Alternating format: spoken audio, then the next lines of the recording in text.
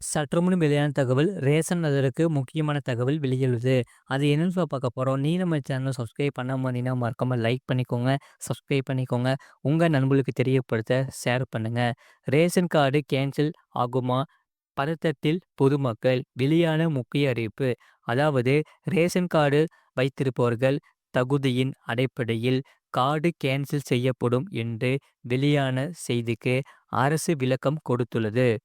குறிப்பாக ration card வைத்திருக்கும் மக்களுக்கு மிக முக்கியமான அப்டேட் வந்துள்ளது. கார்டு கேன்சல் செய்யப்படுமா படாதா என்பதற்கு விளக்கம் கிடைத்துள்ளது. நாட்டில் உள்ள ஏழை எளிய மக்களுக்கு உதவுவதற்காக அரசு தரப்பிலிருந்து ரேஷன் கார்டு வழங்கப்படுகிறது. ரேஷன் திட்டத்தின் கீழ் மக்களுக்கு இலவசமாகவும் மலிவு விலையிலும் உணவு தானியங்கள் வழங்கப்படுகின்றன. இது மட்டுமல்லாமல் பல்வேறு விஷயங்களுக்கு ரேஷன் கார்டு பயன்படுகிறது. அரசின் மற்ற நலத்திட்ட உதவிகளை பெறுவதற்கும் ரேஷன் கார்டு அவசியம். அது மட்டுமல்லாமல் அரசின் பல திட்டங்களில் பலன்களை பெற ரேஷன் கார்டு மிக முக்கியமான ஆவணமாக உள்ளது.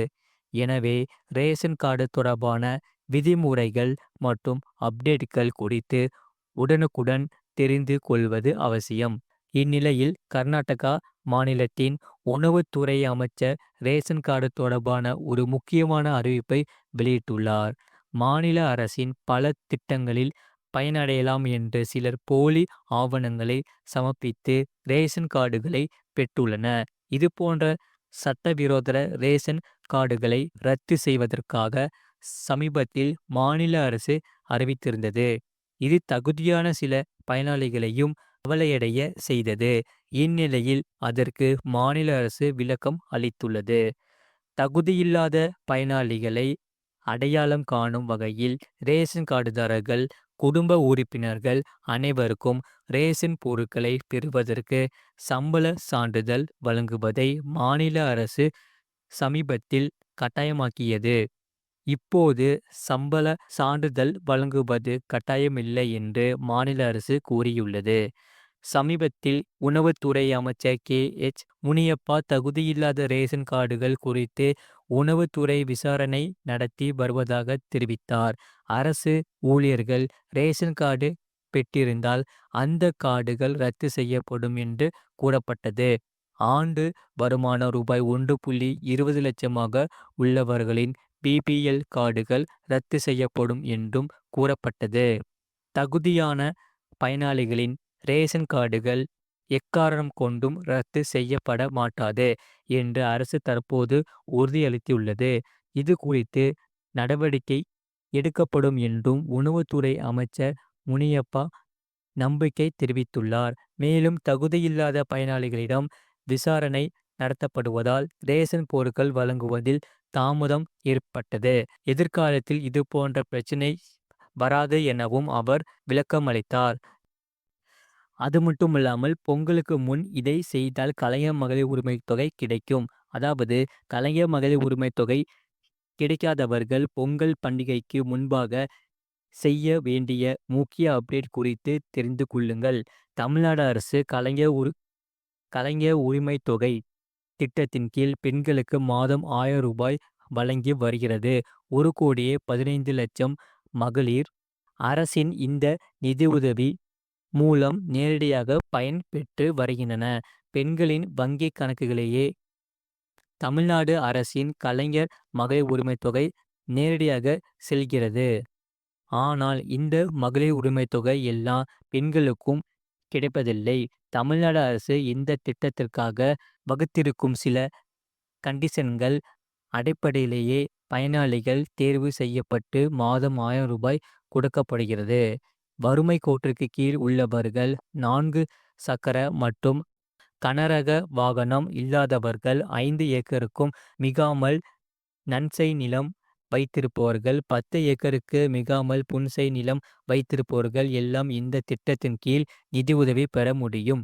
இது தவிர ஜிஎஸ்டி செலுத்துபவர்கள், அரசு ஊழியர்கள், எம்எல்ஏ, எம்பி மற்றும் உள்ளாட்சி மன்ற தலைவர் ஆகிய பதவியில் இருப்பவர்களின் குடும்பங்களில் உள்ள பெண்கள் தமிழ்நாடு அரசின் கலைஞர் உரிமை தொகை திட்டத்தில் தகுதி பெற முடியாது.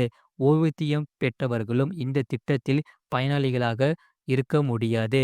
இந்த வரைமுறைகள் இருந்தும் உங்களுக்கு கலைஞர் மகளிர் உரிமைத் தொகை கிடைக்கவில்லை என்றால் நீங்கள் இந்த திட்டத்திற்கு தகுதியானவர்கள்.